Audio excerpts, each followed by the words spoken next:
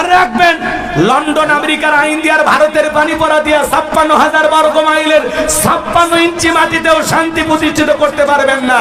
এই জমিনে শান্তি প্রতিষ্ঠিত হবে সেই দিন আল্লাহর কোরআন দিয়া জমিনটা চলবে যেই দিন। কোন আইনে বান্দাকে সাইজ করা যাবে, কোন আইনে বান্দাকে কন্ট্রোল করা যাবে, আল্লাহর চাইতে বেশি বুঝি আমরা। কথা বোঝেন না নাকি রাগ করেন আপনারা? তাহলে চুরি বন্ধ করতে হলে লাগবে কার আইন বাজান? আল্লাহর আইনে বিধানে শান্তি। আজকে পথে ঘাটে ধর্ষণ, এই যে হাতির ঝিলে ৬ জন মিলে এক নারীকে কিশোরীকে ধর্ষণ করে আবার হাতির ঝিলে বিলে ফেলে দিয়ে চলে গেছে। নাউজুবিল্লাহ কালকে ৯টার পরে বললেন, সমস্যা এত কষ্ট করে নাউজুবিল্লাহ বলবেন কেন? ওই মেয়ে তো আর আপনাদের কেউ না। ওটা যদি আপনার মেয়ে হইতো, আপনার বোন হইতো, তাহলে এতক্ষণ জোরেই নাউজুবিল্লাহ কইতেন। আজকে সমাজে যে গণধর্ষণ মাঝে মাঝে হয়, আমরা কি বন্ধ করতে পারবো? এমন কোন দিন নাই বাংলাদেশে ২-১টা খুন হয় না, এমন কোন দিন নাই ২-১জন নারী ধর্ষণের শিকার হয় না। এই সমাজ যদি সুন্দর করতে চান বাজান, আল্লাহর আইন ছাড়া, আল্লাহর বিধান ছাড়া এই জমিনে শান্তি প্রতিষ্ঠিত করা সম্ভব নয়। আল্লাহর আইন দিয়ে যদি একজন ধর্ষক, একজন জিনাকারী নারী পুরুষের বিচার করা হতো, আর সোশ্যাল মিডিয়াতে যদি প্রচার করা হতো যে আল্লাহর আইন অনুযায়ী ধর্ষকের এই শাস্তি দেওয়া হলো, বিশ্বাস করেন যুবকেরা বাঁকা চোখে নারীর দিকে তাকানো তো দূরের কথা, ওদের মাঝে মাঝে স্বপ্ন দোষ বন্ধ হয়ে যেত। কথা বলে ঠিক কিনা? আল্লাহর আইন ছাড়া জমিনে শান্তি প্রতিষ্ঠিত হবে? চুরি দুর্নীতিতে বাংলাদেশ বিশ্ব চ্যাম্পিয়ন হয়, কথা কয় নাকি? কোন দেশ? কোন দেশ? এটা আমাদের গর্বের না লজ্জার? এই দেশে যারা বিগত সরকারে ক্ষমতায় ছিল ১১ লক্ষ কোটি টাকা দুর্নীতি করে বিদেশে পাচার করেছে। কথা বলেন ঠিক কিনা? ৯৩ বিলিয়ন ডলার ঋণের বোঝা বাংলাদেশের মানুষের ঘাড়ে চাপিয়ে দিয়ে চলে গেছে। ৪৮ বিলিয়ন দেশের রিজার্ভ ছিল, সব খাইয়ে গেছে, কিচ্ছু নাই, দেশ খালি মাটি পড়ে আছে। এমপি মন্ত্রী বড় বড় কথা বলতো, আজকে ৫-১০ কোটি টাকা দেবের গাড়িগুলো পড়ে আছে। এমপি মন্ত্রী না, পলক সাহেব, উনি এমন কায়দায় জিকির করতেছেন, আদালতে আজকে হাজির হয়েছেন। পলক সাহেব দেখেননি আপনারা? কেউ বলতেছে এ ভাইরে একটা তাসবিহ দে, কি কয় ভাইরে একটা তাসবিহ দে। পলক সাহেব বলতেছে ঘুরে দাঁড়া বাংলাদেশ। কি বলছে আজকে? কথা কয় না। আপনারা শোনেন না এগুলো? না,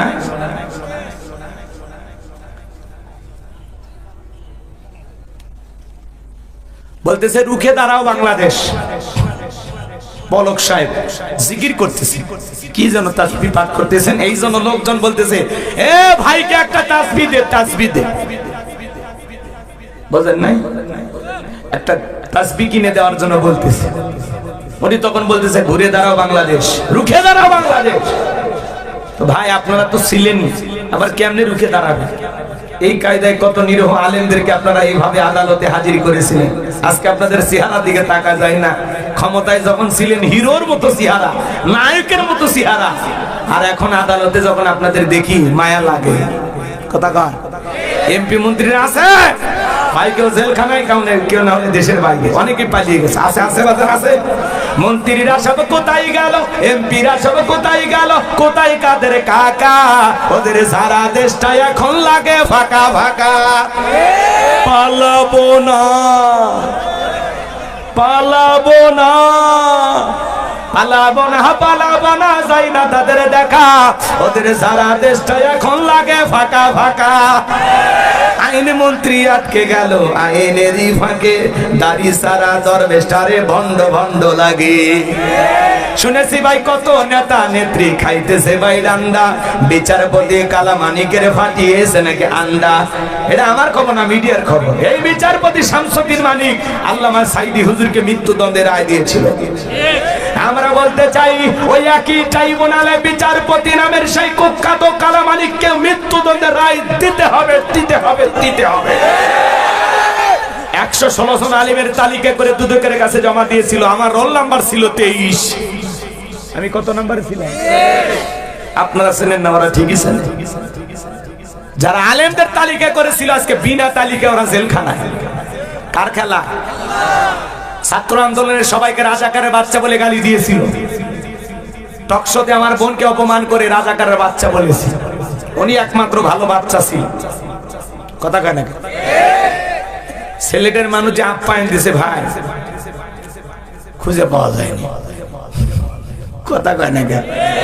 পলকের ঝলক গেল, পলকের ঝলক গেল থামিয়ে নেটের চাকা, ওদের সারা দেশটা এখন লাগে ফাঁকা ফাঁকা।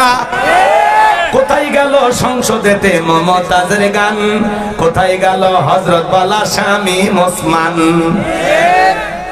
70 রাকাত তাহাজ্জুদ পড়তো, বিরাট বড় আল্লাহর ওলি দাবি করতে 41 সাল পর্যন্ত টিকে থাকার স্বপ্ন দেখেছিল। 24 সালের 5 আগস্টে ভাগ্যে কি আছে আল্লাহর ওলিরা জানতো না।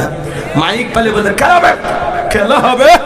আজকে পুরো বাংলাদেশের মাঠ পড়ে আছে কিন্তু ওই খেলোয়াড়রা নাই। কথা বলে আর একজনের তো শরীরই চলতো না, তবু বলতো খেলা হবে। এই জিনিসটাকে আমরা দেখতে পাচ্ছি না। এটা বিনোদনের নেতা ছিল গো, বেচারা লুকাইছে কই। খুব মিস করতেছি, বিশ্বাস করেন। আছে উনি আছে না, সব পালিয়ে গেছে। কথা বলে ঠিক না? যাই বাজান, মন খারাপ করে না। কষ্ট পাচ্ছেন নাকি আপনারা? আর যদি 15-20 মিনিট আলোচনা হয় শুনবেন নাকি চলে যাবেন? কারা কারা একটা হাত তোলেন তো দেখ। লিল্লাহি তাকবীর। হাত নামান। অনেক ওটা আশা করতেছেন। যদি পারেন, আমার গাড়িতে আমার লেখা একটা বই আছে, শেষ বিদায়, যদি পারেন স্মৃতি হিসেবে নিয়ে যাবেন। মৃত মানুষকে কিভাবে দাফন কাফন করতে হয়, মৃত ব্যক্তিকে চুমা খাওয়া জায়েজ না হারাম, স্বামী স্ত্রী মারা গেলে একে অপরকে গোসল করাতে পারবে কিনা, মৃত স্বামী স্ত্রীকে চুম্বন করা যাবে কিনা, আত্মহত্যা করে মারা গেলে তারা জানাজায় যাওয়া যাবে কিনা, জান্নাত জাহান্নাম সম্পর্কে, আখিরাত সম্পর্কে, কবরের সলজব সহ বিশেষ কিছু দোয়া সহ 2টা গজল সহ 76 পৃষ্ঠার বইটা যদি পারেন স্মৃতি হিসেবে 50 টাকা হাতিয়ে দিয়ে ড্রাইভারের কাছ থেকে নিয়ে যাবেন। রাস্তাতে গাড়ি রাখা আছে, মোনাজাতের পরে যদি মঞ্চে নিয়ে আসে তাহলে পাবেন ইনশাআল্লাহ। কষ্ট হচ্ছে আপনাদের? যুবকেরা তো এগুলো কেনে না, ওরা কেনে উপন্যাস। প্রেম কেন কাঁদায়, যৌবনের মৌবনে, অভিশপ্ত রাত, মিলন হবে কতদিনে, তোর মরণের পরে।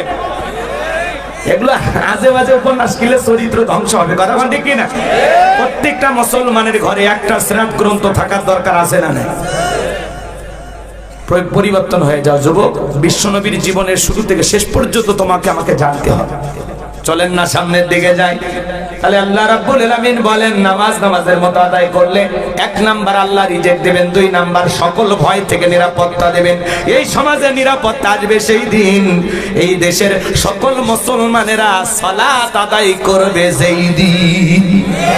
সবাই যখন নামাজি হয়ে যাবে, পার্লামেন্টে যখন নামাজের বিল পাস করা হবে, নামাজকে বাধ্যতামূলক করা হবে, তখন এই দেশে চুরি থাকবে? কথা বলে। যে বান্দা 5 ওয়াক্ত সালাত আদায় করে, বান্দা চুরি করতে পারবে? তাহলে ফাসাল্লি লিরাব্বিকা ওয়ানহার, 1 নাম্বার হলো রবের উদ্দেশ্যে সালাত। সালাত হবে কার জন্য? লোক দেখানো সালাত না। ফাওয়াইলুল লিল মুসাল্লিন আল্লাযীনা হুম আন সালাতিহিম সাহুন। দুর্ভাগা, হতভাগা সে সমস্ত নামাজি যারা লোক দেখানোর জন্য সালাত আদায় করে। তো মানুষকে দেখানোর জন্য সালাত আদায় করা যাবে না। সালাত হবে কার জন্য?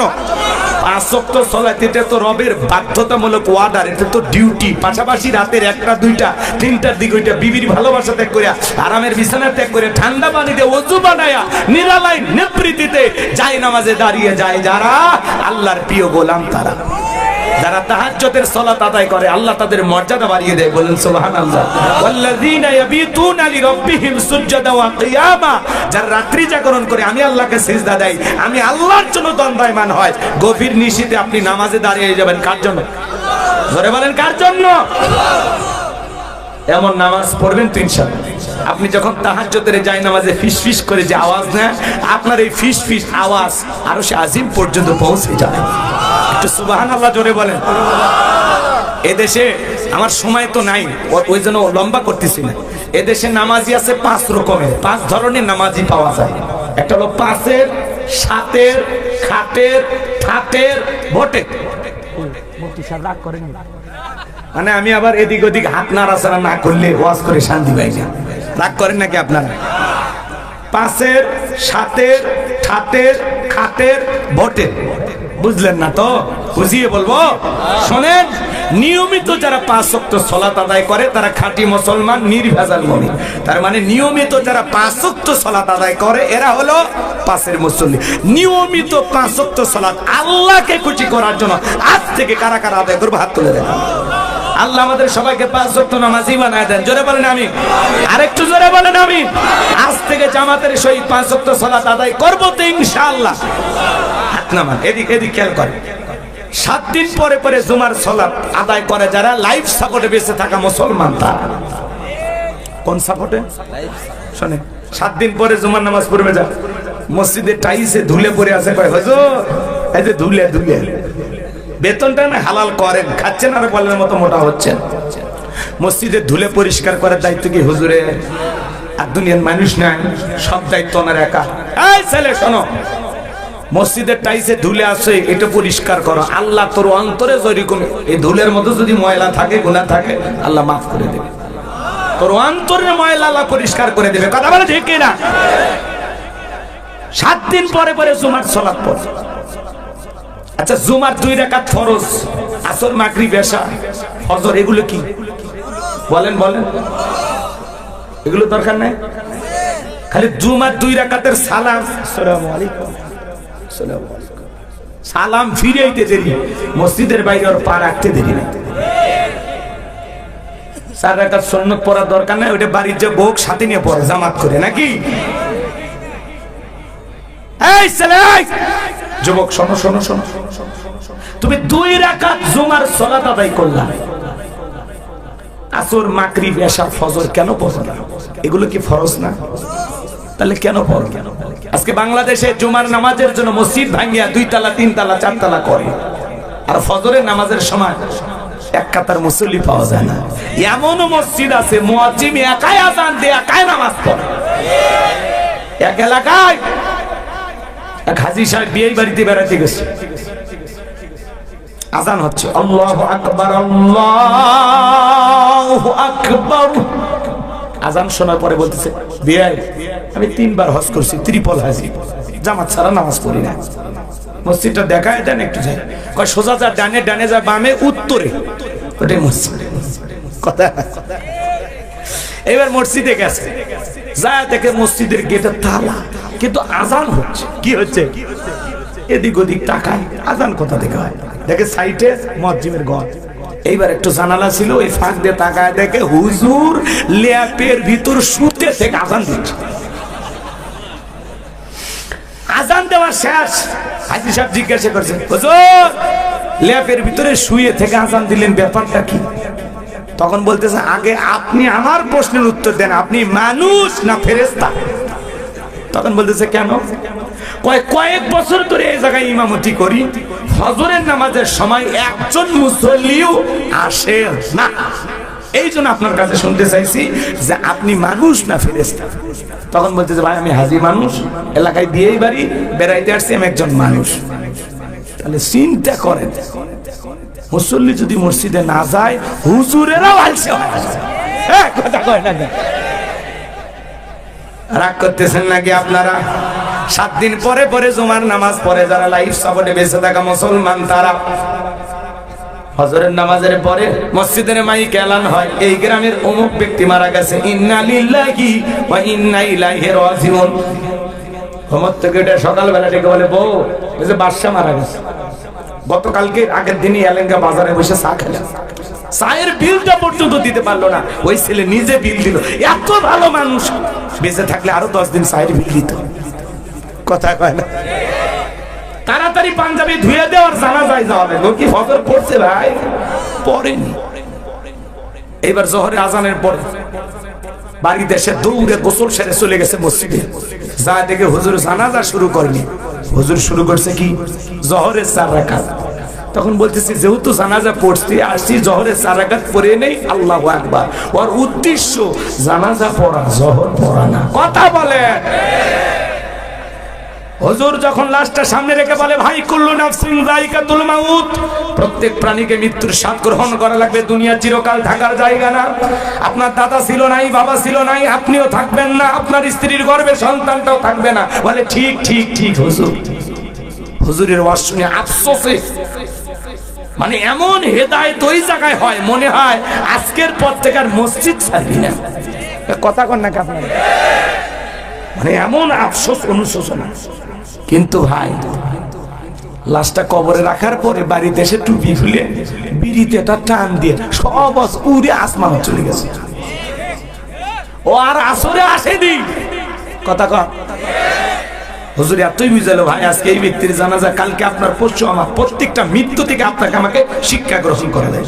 হঠাৎ করে চলে যেতে হবে, দুনিয়া থাকার জায়গা না। কথা কয় না তো গান গজল শোনেন শোনেন না, কয় আমার মরণ আসিবে কখন কেউ তো জানে না। তার মানে মৃত্যুর সময়টা নির্ধারিত, কিন্তু এই SMS-টা আমরা জানি না, কিন্তু মাওলার কাছে এটা নির্ধারিত। কথা কয় না, বাজেট করা আছে। তো ওই দিকে যাবো না, কষ্ট হয় নাকি? এটা ইমামকে বুঝাইতে গিয়ে আপনাদের এই কথাটা বললাম। তাহলে মানুষ মারা গেলে জানাজার নামাজ পড়ে যারা, খাটের মুসল্লি তারা, এরা খালি জানাজা পড়ে কিন্তু বাকি নামাজ পড়ে না। কথা কন। একজন গল্প করে, ভাই মৃত্যুর ভয় আমার এত বলে যায়, মৃত্যুর ভয়ে আমি মসজিদে যাই না। কে কত মসজিদের ঢুকতে খাটিয়া, এই লাশ বাহনে খাটিয়াটা দেখে মৃত্যুর এত ভয় লাগে ভাই, আমি এই ভয়ে মসজিদে যাই। তাহলে বলেন তো এটা কি প্রকৃত মৃত্যুর ভয়? এটা প্রকৃত মৃত্যুর ভয় না। তাহলে ভালো করে বোঝেন, দুই ঈদের নামাজ পড়ে যারা, ঠাটের মুসল্লি তারা, রোজা নাই, তারাবি নাই, কিন্তু নতুন পোশাক টাঙ্গাইল নিউ মার্কেট থেকে কিনছে, কিনে মানে স্ত্রী বলতেছে, সোনা দেখো তো পাঞ্জাবিটা পরে আমার কেমন লাগতেছে। তুমি আমার গরিবের সাকিব খান, খুব সুন্দর লাগতেছে, চমৎকার দেখাচ্ছে। কথা কয় না, নতুন পাঞ্জাবি লাগাইয়া মাঠে ঈদের নামাজ পড়িয়া হুজুর বলতেছে, হুজুর আসেন কোলাকুলি। মাঝে মাঝে এমন লোক কোলাকুলি করতে আসে ভাই, কি বলবো, বিশাল বড় ভরি, কমপক্ষে 26 মাস। কথা কয় না, ইয়া বড় একটা ভরি নিয়ে মানুষ কোলাকুলি করতে আসছে আমার সাথে একবার। আমি এতই চেষ্টা করি বুকে নেব, কিসের বুক, মাঝখানে যে বেরিকে বেঁধে গেছে ভাই, কিসের কোলাকুলি হচ্ছে, খালি পেটা পেটি। কথা কন দেখে কোলাকুলি করতে গিয়ে বলে, হুজুর আপনারাই সব, আপনারাই সব। হুজুর এখন কানে কানে বলে, ভাই রোজা কয়টা, 29টা না 30টা? কয় হুজুর ব্যবসায়িক চাপে একটা রোজাও রাখিনি, তারাবি পড়িনি, কিন্তু ইফতার খাওয়া মিস করিনি। আমি খাসি হিন্দুদেরকে ডেকে ইফতারি খেলেছি হুজুর, আমার মন এত বড়। এ কথা কয় না কেন, এরকম মুসলমান নাই? তাহলে দুই ঈদের নতুন পোশাক, নতুন পাঞ্জাবি, টুপি লাগাইয়া হাজির হয় যারা, ঠাটের মুসল্লি তারা। কথা কন। আর নির্বাচনের আগে মাথায় টুপি, মুখে দাড়ি, গায়ে লম্বা পাঞ্জাবি নিয়ে হাজির হয় যারা, ভোটের নামাজি তারা। আজান হওয়ার সময় মাইক বন্ধ, ভাইরা আমার আমি মুসলিম নেতা।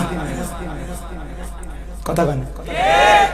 এক এক নেতা দেখবেন নির্বাচনের আগে এখন সেই প্রতিশ্রুতি দিবে, 152টা তালিকা, পরে একটাও করবি না, একটাও না, একটাও। ওই যে ওনারা বলেছিল ঘরে ঘরে চাকরি, ঘরে ঘরে চাকরি দেখ আর না দেখ, ঘরে ঘরে হয় লাশ আর না ঘরে ঘরে মিথ্যা মামলা পৌঁছে। কথা কর না, ঠিক আছে না নাই? ওনারা কথা রাখছে, ঘরে ঘরে কিছু একটা দিছে। তো অনেক নেতা দেখবেন, ভাইরা আমার আগামীতে যদি এই টাঙ্গাইলের নেতা হিসাবে আমাকে নির্বাচিত করেন, আমি ঘরে ঘরে গ্যাস দেব, বিদ্যুৎ দেব, উন্নয়নের জোয়ারে ভাসিয়ে যমুনার নদীতে ডুবিয়ে মারবো ইনশাআল্লাহ। সরি ভুল হয়ে গেছে, কথা বোঝেননি? ব্রিজে ঢুকানোর কথা রড, ঢুকে দেয় বাঁশ, ব্রিজ উদ্বোধন করার একটু চলে যায়। নেতা আছে না নাই? আর তাদের পিছনে 1.5 টাকার বিড়ি আর 3 টাকার চা খায়, কি স্লোগান, বল্টু ভাইয়ের চরিত্র ফুলের মতো পবিত্র, নামাজ পড়া একত্র, গাঁজা খাই 5 ওয়াক্ত, গুমসুরিতে পাকা ভক্ত, শয়তানের 1 নাম্বার ভক্ত, হুজুরদের জন্য খুবই শক্ত, চুলে খাই গরিবের ভক্ত। পোস্টারে লেখা আছে গরিবের বন্ধু, ভোট দিয়ে দেখেন গরিবের কয় নাম্বার শত্রু। একটা বয়স্ক ভাতার কাঠ নিবে গেলে 2-1000 খায়। নির্বাচনের আগে সাইকেল কেনার টাকা নেই, মোটরসাইকেল কেনার টাকা নেই। সেই নেতা ঢাকায় বাড়ি, বিদেশে বাড়ি, নেতা দেশি, বাড়ি হলো বিদেশে।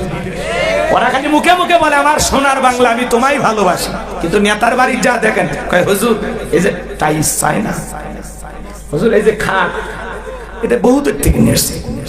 বিছানার চাদরটা পর্যন্ত বিদেশি, জানালা দরজার পর্দা বিদেশি, খেতা সিলাই করা সুইটাও বিদেশি। এমন নেতা আছে বউ বিদেশি। কথা কয় না, রাগ করেন নাকি আপনারা? ওরা খালি মুখে মুখে বলে আমার সোনার বাংলা, আমি তোমায় ভালোবাসি, সোনার বাংলার জিনিস ভালোবাসি না। নির্বাচনের আগে রাস্তার ভিক্ষুক মহিলাকে 500 টাকা দিয়ে সেলফি তোলে, আর মানুষ মনে করে মানব দরদি নেতা, মানবতার ফেরিওয়ালা। পেপার মিডিয়াতে প্রচার হয়ে গেল অমুক নেতা, হঠাৎ করে এক ভিক্ষুক মহিলার সাথে কি কাণ্ড। ধান্দা হলো ভাইরাল হওয়া, গরিব দুঃখীকে দেয়, ছবি তোলে, পেপার পত্রিকায় চলে যায়, আর মনে করে মানব দরদি নেতা। নির্বাচনের আগে কি সুন্দর অভিনয়, বলে মা আমার তো মা নাই, আপনাদের চেয়ারের মাঝে আমি আমার মা কি নেতা তো না অভিনেতা। আজ একজন ছিল কথা বলার আগে কান্দে দিত, স্বজন হারানোর নেতা। অভিনয় কম করো প্রিয়, পাবলিক বুঝে গেছে যে এখন নেতারা অভিনয় জানে। কথা কম, আগামীতে চিন্তা ভাবনা করে কাজ করবেন। সৎ, যোগ্য, ভালো, নির্ভীক, আল্লাহওয়ালা, নামাজি এমন মানুষকে সমাজের নেতা বানাবেন, যাদের কাছে আমানতের খেয়ানত হবে। এই কথা ক্লিয়ার না ভেজাল আছে?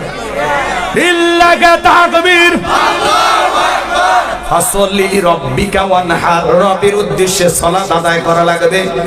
লোক দেখানো নামাজ পড়লে হবে না, নেতা খালি নির্বাচনের আগে নামাজ পড়লে হবে না। নির্বাচনের আগে যে কায়দায় মার্কা থাকে, যে কয়েকদিন এলাকায় আনাগোনা করে, বাকি 5 বছর যদি এইভাবে এলাকায় আসা যাওয়া করতো, নেতার ভোট চাওয়া লাগতো না। কিন্তু নির্বাচনের সময় অলি গলি হয়, পাস করার পরে এখন নেতার সাথে যাই যাই তাই চেপে ধরে, ভিক্ষুক হোক, ফকির হোক, মিসকিন হোক, কোনো সমস্যা নেই। কিন্তু যখন নির্বাচিত হয় কোটটাই পরে ঘুরবি, তখন যদি খালি যান টাচ করবে, খালি দেখেন এই ছোট লোক, তুমি জানো এটা গুলশান থেকে কেনা, উত্তরা থেকে কেনা, বসুন্ধরা মার্কেট থেকে কেনা, এই ছোট লোক আমাকে টাচ করনি কেন? আর এখন ওই ছোট লোকের সাথে মিল দিছে, কিন্তু পাস করার পরে পাল্টি দেয়, জনগণ কার চিনি না। এখন না দাওয়াত না দিলেও নেতা এসে বসে থাকবে, কিন্তু নির্বাচিত হওয়ার পরে দাওয়াত দিয়ে খোঁজা পানে কে কই সিঙ্গাপুরে আছে, লন্ডনে আছে, আফ্রিকার জঙ্গলত গেছে। কথা কয় না কেন? এক এক দেশ ঘুরতে ঘুরতে নেতার 5 বছর দেশ বিদেশ ঘুরতে শেষ, মানে আপনার এলাকাতে আসার সুযোগই পাই। ওই জন্য নির্বাচনের আগে এসে আরেকবার অভিনয় করে, ভাইয়েরা আমার আমাকে ভোট দিয়েছেন কিন্তু আমি আসতে পারিনি, আমি 4 বছর ডায়াবেটিস হাসপাতালে ভর্তি ছিলাম। এই অভিনয় টভিনয় করে আরেকবার কইতে কইতে ওরা কতবার নিল আর গেল, কিন্তু ওরা কাজ করলো না। কথা কন, বিরক্ত হলে হতে পারে। যুবকেরা এমন এক মাহফিল দিচ্ছে টেকায় তোলা লাগবে না, ওই জন্য খালি দিয়ে যাচ্ছি, যেহেতু আমরা টাকা নেবো না, তাই না? ভাতিজা রাগ করতেছো তোমরা? এগুলো ওয়াজ না, এগুলো ওয়াজ। সামনেতে বুঝে শুনে পা ফেলা লাগবে। টেন্ডারবাজি, চাঁদাবাজি এই দেশে চলতে দেওয়া হবে না। যারা সমাজে দুর্নীতি করবে এদেরকে সমাজের নেতা বানাইলে ওই দুর্নীতির গুনাহের দায় আপনাকেও নিতে হবে। নেতা ভালো করলে সব পারে, খারাপ করলে গুনার পার্সেন্টেজ নেওয়ার জন্য রেডি থাকে। এই কথা কন, ঠিক আছে? তাহলে ওই 5 ধরনের নামাজির কথা বুঝতে পারছেন তো এইবার? তাহলে ওর মধ্যে আমরা কি আছি? 1 নম্বরের মধ্যে আছি, ঠিক আছে তো ইনশাআল্লাহ। এইবার 2 নাম্বার ওয়ানহার মানে কুরবানি করা, নিজের আমিত্বকে কুরবানি করা, অহংকারকে কুরবানি করা, নিজের ভিতরে থাকা পশু সুলভ আচরণকে কুরবানি করা, দেশের জন্য শহীদ আবু সাঈদের মতো কুরবানি হওয়া, মুগ্ধের মতো কুরবানি হওয়া, নিজের জানমাল সবটুকু কুরবানি করতে হবে কার কাছে? জোরে বলেন কার জন্য? ওয়ানহার মানে কুরবানি করা, খালি গরু ছাগল জবাই করার নাম কুরবানি না। 7 জন একটা গরু ভাগে কেনে, 4 জন দড়ি ধরে টানে, পিছন থেকে 3 জন ঠেলে, এমন দুর্বল গরু যেই গরুর উপরে বয়স্ক ভাতা ওয়াজিব, শরীরের সব হাত দেখা যায়, এমন দুর্বল গরু জবাই করলে হবে না। কুরবানি স্থান পর্যন্ত হাঁটে যাওয়ার শক্তি নাই। হুজুর বলে এটা জবাই করেন না ভাই, কয় হুজুর উপরে হাত দেখে গেলে ভিতরে গোশত সেট করা আছে। এমন গরু জবাই করবেন, এখান থেকে টান দিবেন, বিশ্ব রোডে চলে যাবি, আবার ছেড়ে দিবেন, আপনার ঘরে চলে আসবি, স্প্রিং করে গোস্ত চাবে, খাবার কোনো উপায় নেই। এই জন্য বাজান এইরকম গাবি জবাই করলে হবে না। আল্লাহ বলেন তাসরুন নাদিরিন, চমৎকার একটা গাবি জবাই করতে হবে, হুষ্টপুষ্ট, দেখতে সুন্দর। কথা বলেন ঠিক না? কুরবানির হজ আপনাদের মসজিদের ইমাম করবে, আমি করব না। শুধুমাত্র তিনটা জিনিস আপনাদেরকে বলে যায়, যারা কুরবানি দেবেন, এক নাম্বার নিয়ত সহিহ, কুরবানি আল্লাহর জন্য। ইন্নামাল আমালু বিন্নিয়াত, প্রত্যেকটা কাজ নিয়তের উপরেই নির্ভরশীল। অনেকে বলে ছেলে মেয়ের জন্যই কুরবানি দেয়া লাগবে হুজুর, না হলে মানুষের বস্তুর দিকে তাকায়। এই লজ্জা, আমি আমার বাচ্চাদের কষ্ট সহ্য হয় না, অতএব কিস্তি তুলে হলেও আমি দেব। কিস্তি তুলে টাকা দিলে কুরবানি অবশ্যই মুফতি সাহেব হবে না? হবে না। কথা কন, হুজুর ফতোয়া দিয়েছে হবে না। শুনেন শুনেন শুনেন, আপনি কুরবানি দেবেন আল্লাহর জন্য। জবাই করার পরে ছেলে মেয়ে খাবে, আত্মীয় স্বজন খাবে, গরিব দুঃখী সবাইকে দিয়ে তো খাবে। কুরবানি করা মানে কি? ত্যাগ করা, উৎসর্গ করা, স্যাক্রিফাইস করা, বিলিয়ে দেয়া, বন্টন করা। ভোগের নাম কুরবানি নয়, ত্যাগের নাম হলো কুরবানি। অন্যের মুখে হাসি ফুটানোর নাম হলো কুরবানি। কথা বলেন ঠিক না? দুই নাম্বার, সুদের টাকা, ঘুষের টাকা, হারাম টাকা দিয়ে কুরবানি দিলে হবে না। আল্লাহ পবিত্র, তিনি পবিত্র বস্তুকে ভালোবাসেন। হালাল উপার্জনের টাকা দিয়ে কুরবানি দিতে হবে। তিন নাম্বার, ফাসল্লি লিরাব্বিকা ওয়ানহার, সালাত আদায় করো রবের জন্য, কুরবানিও করো রবের জন্য। আগে নামাজ পড়ো, তারপরে কুরবানি করো। এই তিনটা যদি আপনাদের ভিতরে থাকে, সহিহ নিয়ত, টাকা হালাল, নামাজি হয়ে কুরবানি দিচ্ছেন। আপনি যদি 20,000 টাকার একটা ছাগলও দেন, 10,000 টাকার একটা ভেড়াও দেন, ওই ছাগল ভেড়া রক্ত জমিনে পড়ার আগে আরশের মালিক আল্লাহর কাছে কবুল হয়ে যাবে। বলুন সুবহানাল্লাহ। আল্লাহ বলেন ওয়ালাকি ইয়ানালুহু তাকওয়া মিনকুম। আল্লাহ বলে কয় লাখ টাকার গরু দিলে ওইটা দেখি না, আমি দেখি তোর অন্তর, তোর অন্তরে তাকওয়া দেখি। আপনার আমার অন্তরে যেটা আছে আল্লাহ সেটাকেই কবুল করবেন। কথা বলে ঠিক না? আর আপনি কুরবানি দিয়ে ডিজিটাল মিটারে মাপেন, কেজি প্রতি কত বললো হিসাব করেন, ওরে কষা কথা কয় না হুজুর। শরীফ ভাই রাগ করছেন, এগুলো আজকে আপনারা শোনেন নাকি? খারাপ লাগে? কুরবানি আল্লাহর জন্য 1000 টাকা কেজি পড়লো না 600 টাকা পড়লো, খবরদার ভাগ দিয়ে দেখবেন, মনে জান থাকে, আল্লাহ কবুল করেন। জোরে বলেন আমিন। 3 নাম্বার আয়াত, আমার আল্লাহ বলেন ইন্না শানিয়াকা হুয়াল আবতার। আল্লাহু আকবার। আমার আল্লাহ ডেকে বলে নবী গো, যারা আপনাকে লেসকারারের বংশ বলে, আপনি মন খারাপ করবেন না। ওই আবুল হাবুদ বাদশাহী বাবাদের বংশে বাদ দিজানোর কেউ থাকবে না। নবী গো, আপনার ছেলে সন্তানগুলোকে আমি আল্লাহ পাক শিশুকালে নিয়েছি, এই জন্য মনের মধ্যে কষ্ট নেবেন না। এই পৃথিবীর জমিনে আপনাকে মহব্বত করা, আপনাকে ভালোবাসার কোটি কোটি রূহানি সন্তান আমি আল্লাহ পাঠাবো, যারা আপনার জন্য জীবন দিতে প্রস্তুত থাকবে। বলুন আল্লাহু আকবার। নবীজির অপমানে যদি না কাঁদে তোমার মন, মুসলিম নয় তুমি মুনাফিক, নবীজির দুশমন। পুরো পৃথিবীতে 700 কোটির উপরে মানুষ, এর মধ্যে 200 কোটিরও বেশি মুসলমান। আমরা হলাম সবাই নবীজির রূহানি সন্তান। আল্লাহু আকবার বলেন। ফ্রান্সের জালেমেরা নবীজির কার্টুন প্রদর্শন করে, নাকটা বেঁকা করে দিয়ে মুখে কয়েকটা দাড়ি লাগা, বলে ইনি মুহাম্মদ। জোরে কর নাউজুবিল্লাহ। মুহাম্মদ মানে প্রশংসিত। আপনার আমার নবীর কার্টুন প্রদর্শন করে যে সমস্ত জালেমেরা, বলেন তো বাজান, আমার নবী কি